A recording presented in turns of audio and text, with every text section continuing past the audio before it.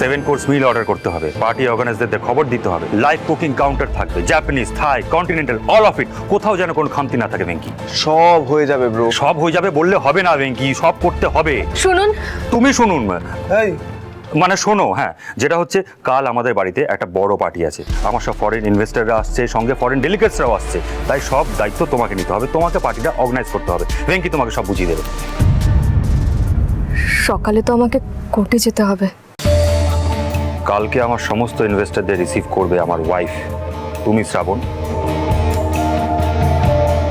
ওদেরকে ভালো করে বুঝিয়ে দিতে হবে যে ওমকার ঘোষ এখনো শেষ হয়ে যায়নি। Omkar Ghosh is back.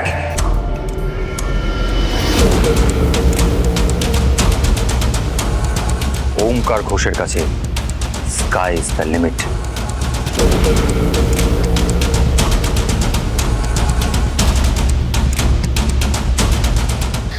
Sorry, আমি পারবো না।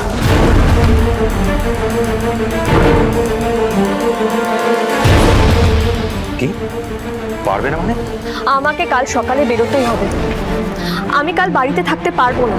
আর বিশ্বাস করুন, আমার পক্ষে এত বড় একটা পার্টি অ্যারেঞ্জ করা কোনোভাবেই সম্ভব না। তোমাকে কিচ্ছু অ্যারেঞ্জ করতে হবে না। এই নাও, এই কার্ডটা নাও, এরা পার্টি অর্গানাইজার, এরা সব ডেকোরেশন সামলে নেবে। তুমি শুধু এদেরকে ফোন করে ভালো ভালো খাবার অর্ডার করে দিও, না বুঝতে পারলে ভেঙ্কি তোমায় বুঝিয়ে দেবে।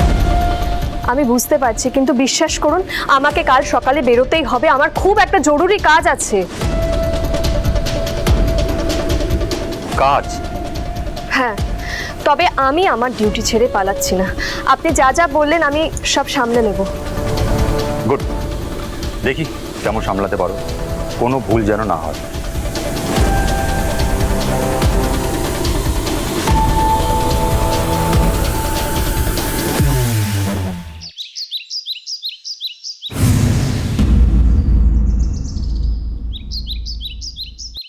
হ্যালো, আমি চাঁদমণি ডেয়ারি থেকে বলছি। আজকে রাতে আমাদের বাড়িতে একটা ডিনার পার্টি অর্গানাইজ করতে হবে, যেখানে ফরেন ডেলিগেটসরা আসবে, লাইভ কুকিং কাউন্টার থাকবে, আর 7 কোর্স মিল হবে। ওয়েলকাম ড্রিঙ্কস, স্টার্টার্স, স্যালাড, আর মেইন কোর্সের মধ্যে থাকবে জাপানিজ, থাই, কন্টিনেন্টাল, এই 3 রকমের আইটেম থাকবে।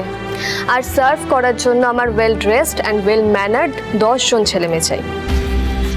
আর আপনারা বাই 5 সব কিছু অ্যারেঞ্জ করতে পারেন, আমার কিচেনও ইউজ করতে পারেন, আমার কোনো অসুবিধা নেই।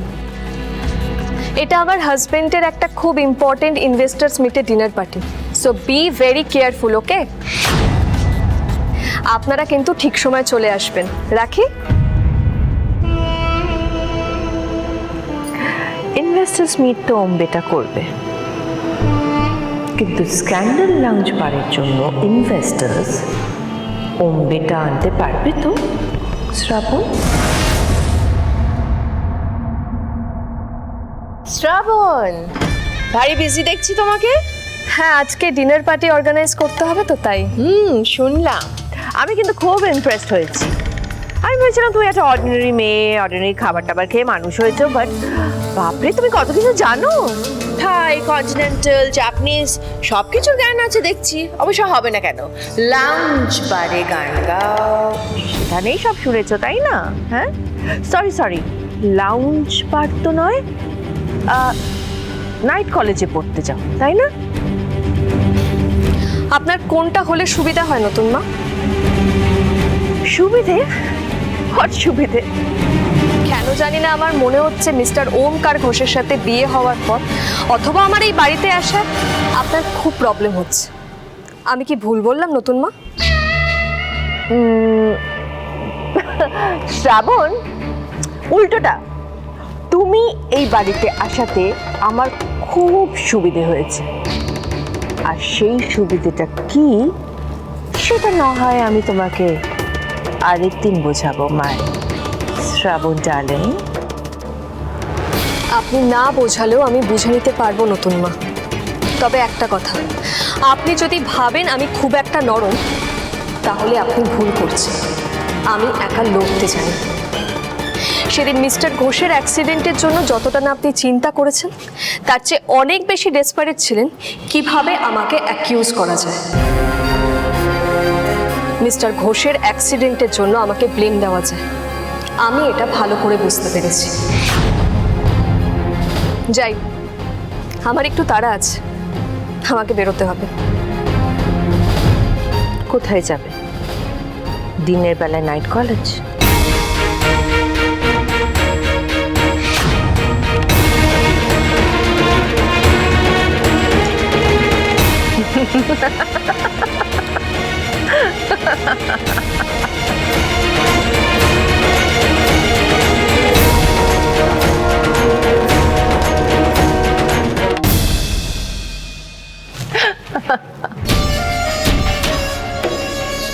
ভারী সাহস তো মেয়েটার, মৃত্তিকা ঘোষের মুখের ওপর এতগুলো কথা বলে গেল।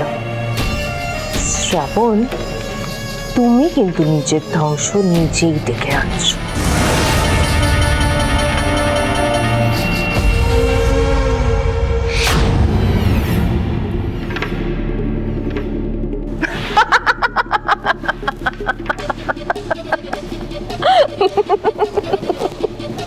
ও শ্রাবণ, মাই সিলি গার্ল, তুমি এটা কি ফেলে গেলে আমার জন্য?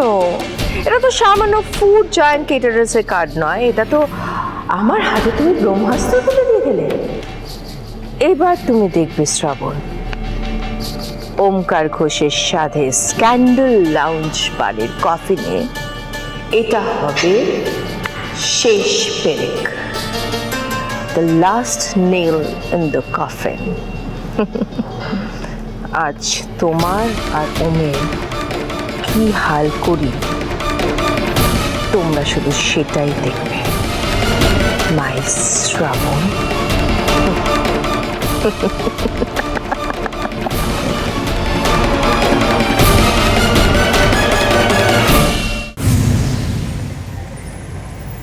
নীলহর, আমার আর কোনো ভবিষ্যৎ নেই। আমার আর আমার ছোট্ট দুটো মেয়ের ভবিষ্যৎ নষ্ট করে দিয়েছে আমার বউ।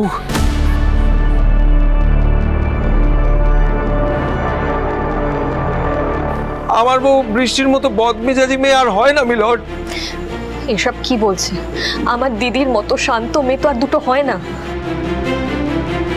আস্তে আস্তে চিরটা কাল আমাকে আমার বউয়ের মেজাজ সহ্য করে যেতে হয়েছে। রেগে গেলে ওর হুঁশ থাকে না মিলট, আর তার দায় ভোগ করে চলেছি আমি আর আমার ছোট্ট দুটো মেয়ে।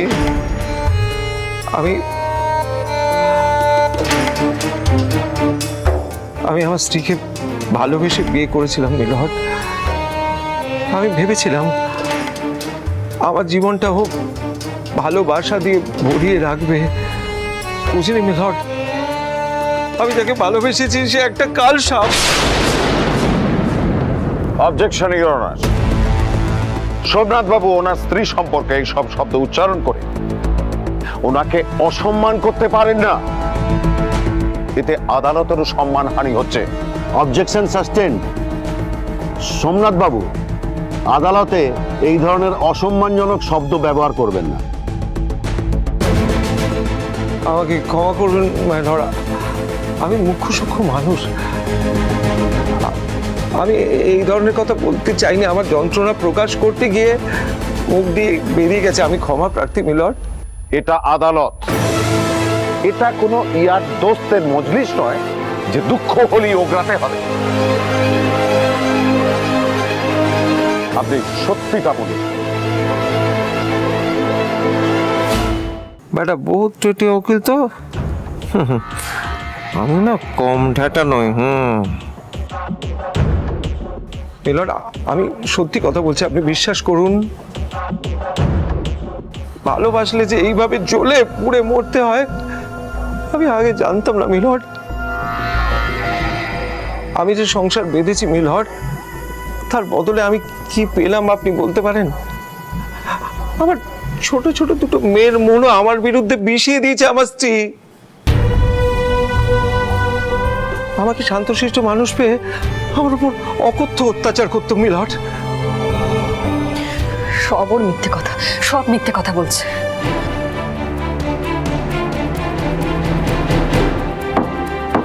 Order, order. আমার চুনুমুনুশালীও আজ কোর্টে, সাথে কি আমার কোটিপতি ভাইরা ভাইও এসেছে নাকি?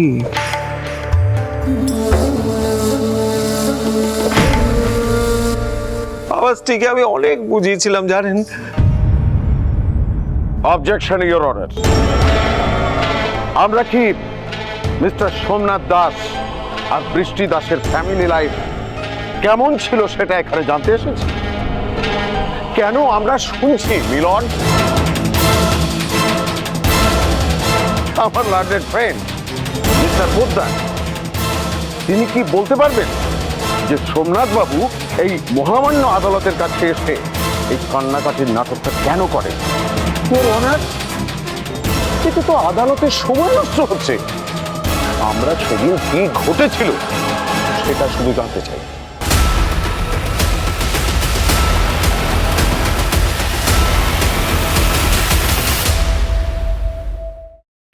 এই লোকটা আমার দিদিকে ভুলিয়ে ভালিয়ে নিয়ে গিয়ে পালিয়ে গিয়ে বিয়ে করেছিল।